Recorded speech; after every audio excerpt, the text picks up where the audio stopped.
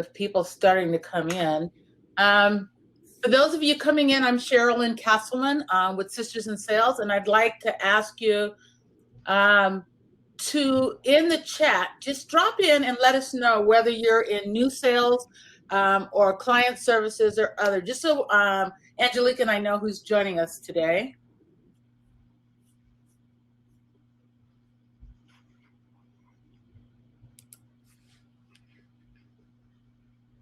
And we will get started in a couple minutes.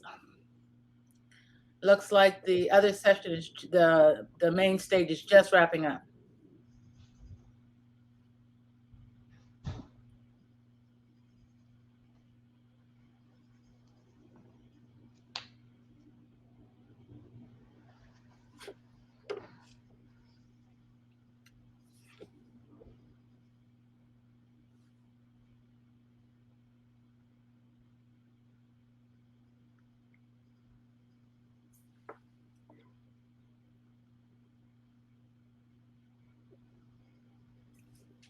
For those of you who are just joining us, I'm Sherilyn Castleman. I'm head of education and growth for Sisters in Sales. And Angelique, who is my guest today from SAP, we'd love to know whether you're in new business development or client services or client success. So could you just drop in the chat for me and just tell us what your primary role is, whether you're in sales support, whether you're in new business development or client services, just so we know who we're talking to today. That would be helpful. And we'll get started in a couple minutes here.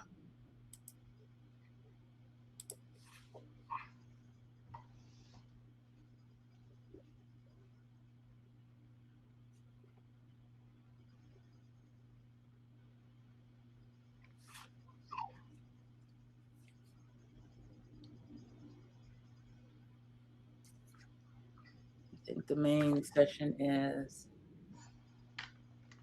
client services, working with large customers. It looks like we've got SAP here. Anyone, do we have any new business development here? Or just client success people?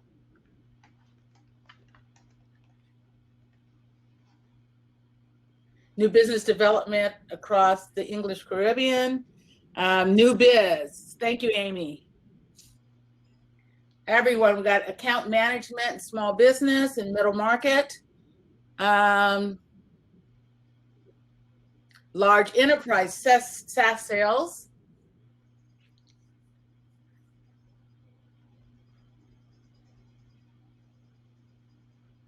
New business account exec. Excellent. So I think we're going to go ahead and get started. People are still coming in. We're about, because it's a couple minutes after 6. So I'm Sherilyn Castleman. I'm head of education and growth for Sisters in Sales, and I want to thank everyone for joining me today. I'm also the managing partner for CGI, which is the premier coaching provider for women of color in sales. I have over 20 years of executive leadership and enterprise sales, and my coaching practice is grounded in a strength-based framework built around what I've called the unique experiences and strengths of women of color.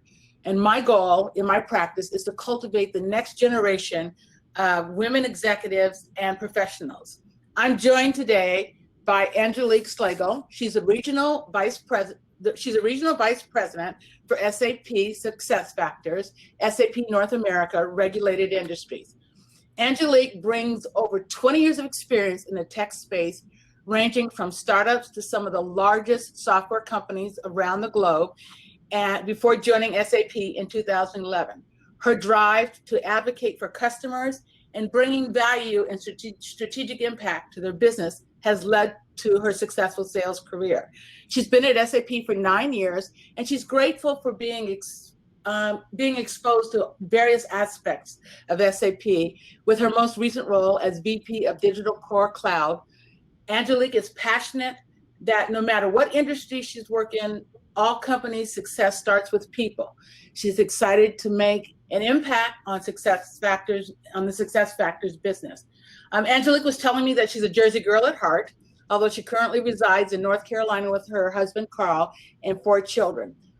When I was talking to Angelique, one of the things that I got excited, so welcome, Angelique. And yeah, thank you, Sherilyn. I'm excited to be here. I would appreciate you being here. So one of the things that Angelique said that just kind of blew me away, that she went from being an admin to being a sales leader. And she did that by learning to embrace her uniqueness. So Angelique, can you tell me a little bit about what it was like to be an admin and what got you into sales? Yes, so I started out in IBM as an executive assistant to a project executive for a large outsourcing arrangement they had, Pathmark stores. And it actually, I happened upon it because I was a young mother, teen mom. I was only 20 years old, and a friend of mine's mother worked at IBM and said, now you need to go on a kind of different path and you need to accelerate your career journey. And I was in college at the same time. And she said, the only opportunities are as an admin. So once I got in, I took that opportunity. I didn't know a lot about technology, but I've always had this drive and I've always been a salesperson. I think when you and I were talking, you talked about, being a salesperson from, a very, very young age. And when I think back about it, I also was always a salesperson. I used to go with my dad to flea markets. And when he was selling, I would be selling discount makeup. He was selling shutter doors. Okay. And I would sell discount makeup to the men who were coming to buy shutter doors for their wives. So I've always been a salesperson at heart. And once I came in, I remember, being an admin and eventually I said, well, I don't want to do that, but I would like to get into project management, which I did. And I remember one meeting, these executives came in and I was the one who had to escort them in the building. So I saw what they drove up in, and they drove up in a Mercedes. They were in a suit, these white males. And I was walking with them into the conference room, and then they presented for maybe an hour, like salespeople do. Then walked down. When I was escorting them out, I said, what do you do? Because I want to do it. Right. Absolutely. And we're sales leaders. And in fact, they were the leaders of the retail industry. So they weren't even just an account executive. I said, I want to do it. And they actually reached back out to me. And that's how I started on that journey of sales. Wow. So from admin to PM to sales leadership, you talked a little bit about being how glamorous it was. What made you move into tech sales? What made you make that step into tech sales? Well, naturally, because IBM was the company that I was working with. I was always impressed with what they were doing for their customers. And really what I realized very early on is that technology is really what powers a company and helps a company move forward. And I really wanted to be a part of that. And it also allowed me the opportunity to work with so many different companies. I've gone from working with retailers to manufacturers to oil and gas to healthcare to financial services to now with the regulated, the federal government, state and local. So it's just allowed me that range where I don't think if I wasn't in technology sales, I would have that much broad exposure. Okay. All right. I know one of the things that we were talking about, we talk about a lot of times as women, we talk about being authentic, and you talked about your uniqueness and having a presence to lead, and what it was like to walk in the door and not be people to assume that you were the leader. So can you talk a little bit about how you developed your uniqueness and how you use that as a sales leader? Well, I think as a woman of color, we all have this one simple, unique personality trait or characteristic. It's the fact that we immediately have to read a room, right? We're never in a power position, regardless of what our role is in life. We always have to kind of be very self-aware and aware of our surroundings. And sometimes that's as basic as just understanding, are we safe? And because of that, I think that's given me the opportunity to translate that in the business world, that, I learned very quickly that there was nothing physically about me or from my demographic that was going to put me in a power position. And so what I was going to have to create that for myself. And that was going to come from first awareness of where, the people I was around, were they supportive? Were they neutral? Were they detractors? What's the goals and what's driving people, and then aligning them, and aligning those individuals to that. And I think whether you want to use it in that manner or not, we all have that uniqueness, right? We have no entitlement. So everything we do, we have to really work hard on, and we should really use that to our advantage and understand that that's actually a unique skill, right? That's a skill set of a leader, that ability to have critical thinking skills and read a room and move people to rally behind you. And so I think that's one of the things that has really helped me in my career. Okay, so one of your unique skills that I know you talked about is your critical thinking skills. And critical thinking skills are not always in our DNA, or we don't think, well, maybe I wasn't born. So how do you develop that? How would you encourage one of our somebody in the audience that they wanted to move into sales leadership, like you've been able to do? What hurdle do you have to get past? How do you develop that uniqueness and those critical thinking skills? Well, I think when you're in sales, the first thing is obviously you have to sell, right? That's step one. Before you can become a sales leader, you should, be an effective salesperson first.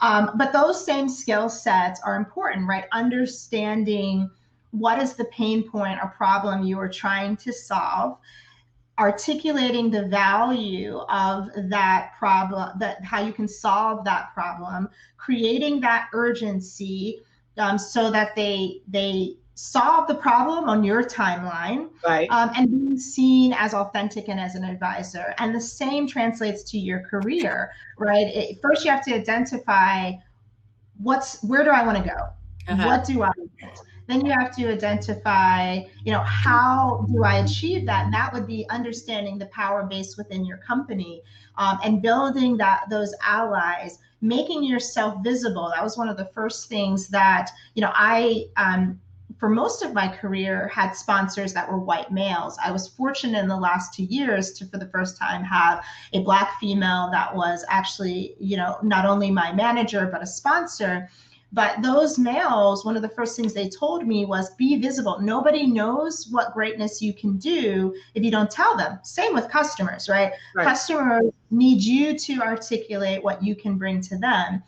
Same for the company, right? You have to be comfortable with making it self-promoting, right? And advocating for yourself, letting people know where you want to go, asking also for the critical feedback around where is my shortcomings. I've always, one of the first things that I would advise someone to do is to understand along your network within your company, who are some of the individuals, both peers, leaders, and up-and-comers that you could start a relationship with and start to use them for different things. Some people are just, I want to kind of check in with you and let you know all the things I'm doing so that when you eventually get to a leadership position, you will think of me. Okay. Others are for advice and guidance. And so I think you want to do exactly like you would do in a sales arrangement. Okay. All right. So I know you've talked about sponsors and mentors, and you made a good point of, kind of building your relationship with up and comers and leaders and peers. So a lot of women will ask, and I'm gonna open up the chat now if anybody have any questions for Angelique.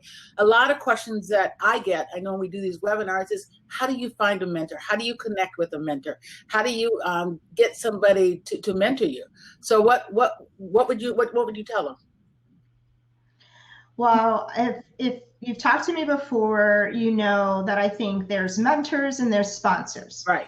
I consider a mentor like reading an article in a magazine. You're just getting small snippets of value from them. And so in my case, I might have 20 mentors, right?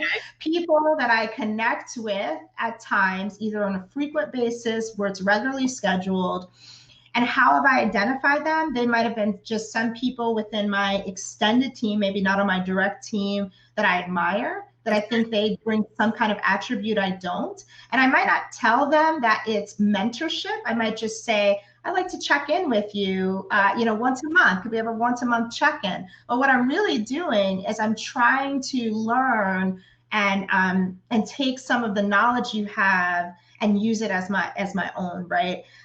Then there's sponsors, which some of those mentor relationships will turn into sponsorships because you will identify that this person actually can work on your behalf behind, when you're not there, and help advance your cause.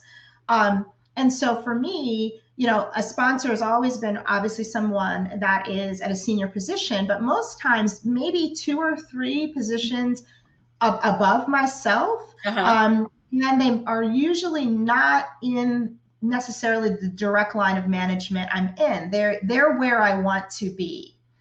And so, and how I've done that is just direct, because as you might be able to tell, I'm just direct. Right. So I just reach out to them and ask, can I start to, meet with you? I admire you. I aspire for this role eventually. And I want to understand what are the skill sets.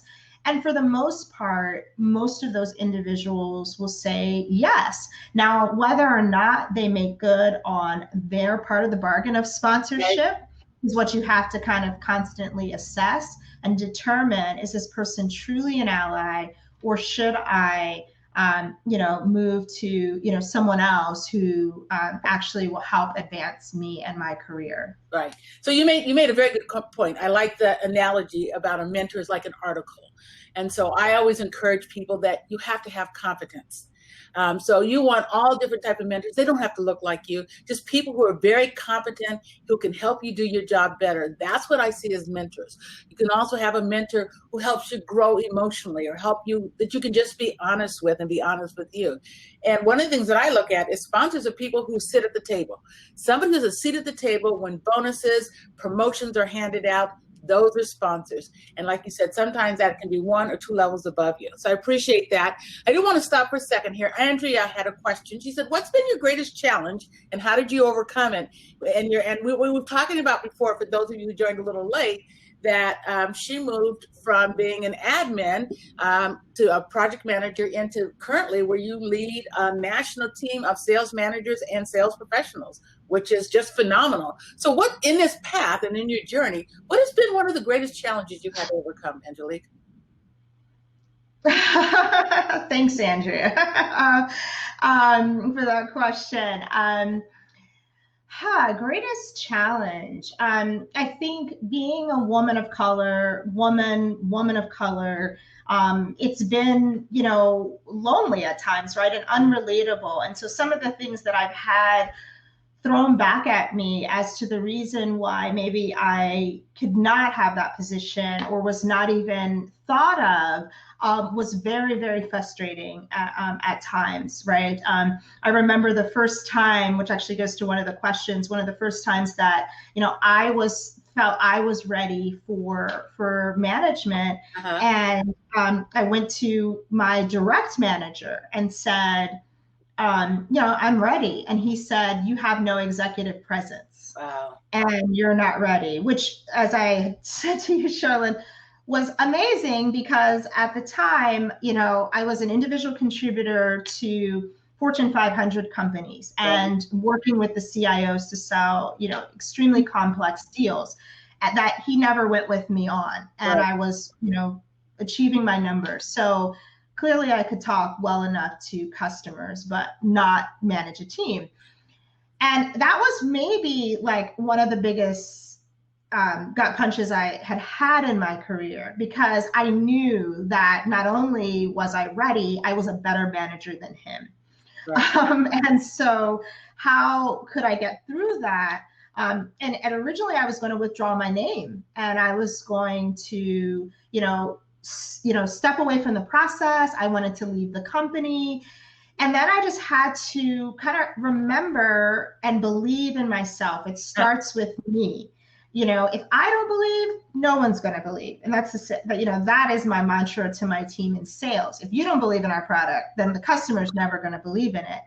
And so I went behind him and and went and spoke to lots of other people, got them in my corner so that by the time it came to kind of final decision and that other VP went to him and said, I think Angelique's my top candidate. I had so many endorsements, he would look obviously biased if he did not, endorse me. So it kind of put him in this corner where forever he has to sing my praises because there were so many people that he was the one lone person saying something negative.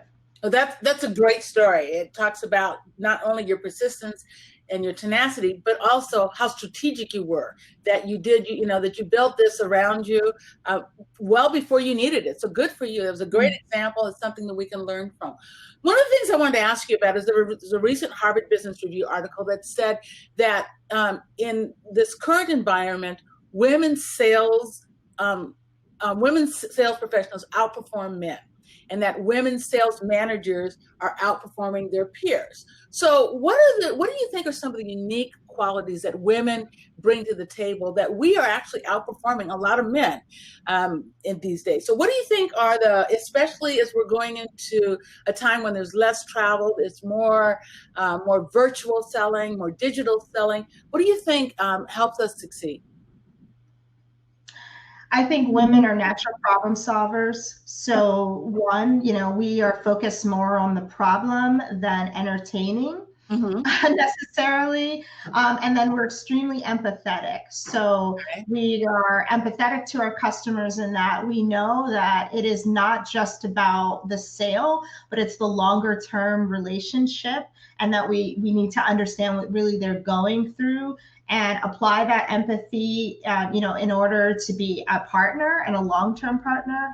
And I think women are doing that somewhat better than men. A lot of the men that I have within my team are really struggling with COVID because they're not out on the road all the time. They're not golfing. And I'm not trying to stereotype, but they're not golfing, they're not taking them out for cocktails, right? So the way to connect with people, they're potentially maybe struggling with a little bit more, whereas, the women are just kind of checking in with individuals, right? And just their customers and being authentic about how they're struggling in this environment and what they might be going through. Quite a bit of our customers are not only dealing with their employees and making sure they're safe, and especially since my team focuses on human resources, so they're definitely under immense pressure to make sure that their teams are safe, that they're happy in their mental well-being, as well as delivering for the business. And so since we as women know that best, right, because we all have families and our roles have now been amplified. Well, not, we have families and people we have to care for, whether it's, our parents, whether it's extended family members, whether it's children. And because we have that empathy, I think we're able to kind of put a human side to sales, which is really what sales is about, right? It's about the relationships. Absolutely, absolutely, and that's a good point, especially as we're looking at where we are today. One of the things that I'm really impressed with is you've been at SAP for 9 years. You have progressed. You're in a leadership role. So what's it like to work at SAP? What's the community like? What's it like as a woman of color working at SAP? When I stepped into SAP 9 years ago, I thought that skies were the limit. I was so impressed with the people. And so I would say number one thing in SAP is the people. Okay. Every day I meet people that are so talented, so smart. And so I never, ever feel like I'm the smartest person in the room. I always feel like there's something to learn. And then I also, walked in and thought, I could be anything. And at the time, our CEO was Bill McDermott. And I thought, one day, I could be up there with Bill on the stage. Okay. And, truly, I still believe that to be possible. And I think my career growth is a testament to that possibility. And so what I've loved about SAP is that I have felt that that was possible. And it's a very large global complex company, but to be able to have kind of moved through the ranks, has and meet so many intelligent people, learned and grow, and grow my skill sets, is just why I think it's a great place to work. Then our customers, we have so many great customers. We have long-standing relationships with them, and we truly are working with customers on problems that really run this world. And so sometimes when I talk even to my kids, and I'm saying to them, that we're helping Delta Airlines determine, whether or not pilots and flight attendants can take the next shift or whether they're fatigued, or we're helping, complex supply chain across the world, or we're building a dynamic culture for Walmart. They're like, what? At SAP? Like they can't imagine that we're working on those complex things for our customers. And so it's just been a great experience for me. Well, that's awesome. That is great. So I know that we have people in the audience, and I know that there are a lot of people. We have a lot of women here this weekend who may look at SAP and think, "Wow, could I work there?" What would you tell somebody? What's one tip that you could give somebody who's thinking about applying for a position at SAP? What does SAP look for? What's one thing I could do if I wanted to work for SAP? And for those of you on joining us today, I just want to let you know that SAP is hiring. They do have an incredible team. We do have Margot here, Goodman. She is head of diversity, equity, and inclusion at SAP, an amazing woman. This is one woman that you want to network with. She will be in the SAP booth right after this, actually. The SAP booth is open. So what's one thing that you would tell somebody who was thinking about having a career at SAP or even exploring that? Well, I would first tell them go to the booth and meet all of our fabulous recruiters and individuals within, SAP that are there to represent it. Look for us on LinkedIn, connect with us, because one of the things about SAP is that you want to, have some background information, about what we're working on, right? And just so that you can bring that to your interview. But SAP is looking for, smart, competent individuals, people with resiliency and grit, people with those critical thinking skills, high level of integrity, ability to work in a high-paced environment. Besides that, and I have a chance to work and talk to the talent acquisition team all the time, we don't necessarily have, you had to work here or there. I've had people that were never in software sales. They were maybe doing some type of sales. I mean, I had one account executive who's phenomenal. She worked at Nordstrom's, right, before she came.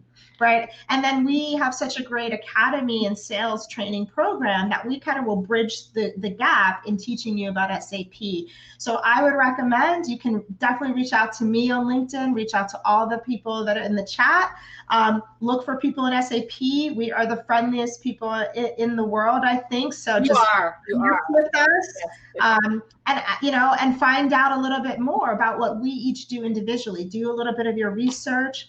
SAP also has a great amount of online training that you can do for free. And so I've always recommended people, once you've decided kind of a path or a product area, go do the quick training so you have more knowledge. Okay.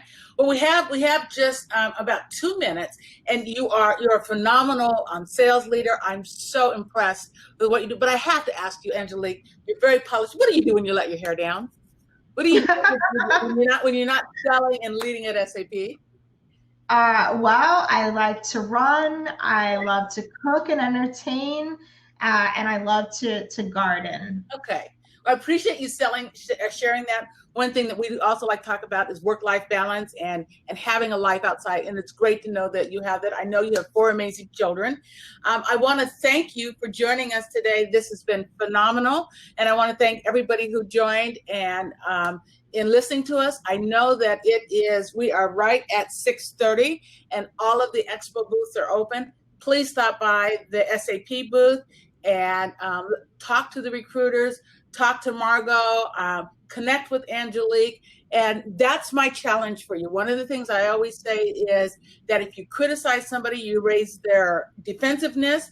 If you challenge somebody, you raise their game. So I want to raise your game today, and I challenge you to check out SAP, go by the SAP booth, and connect with at least one person at SAP. Again, thank you, Angelique. Fabulous job. Thank you to everybody who joined and listened. And thank you guys for joining us this weekend. Thank you. Thanks so much for having me. My pleasure.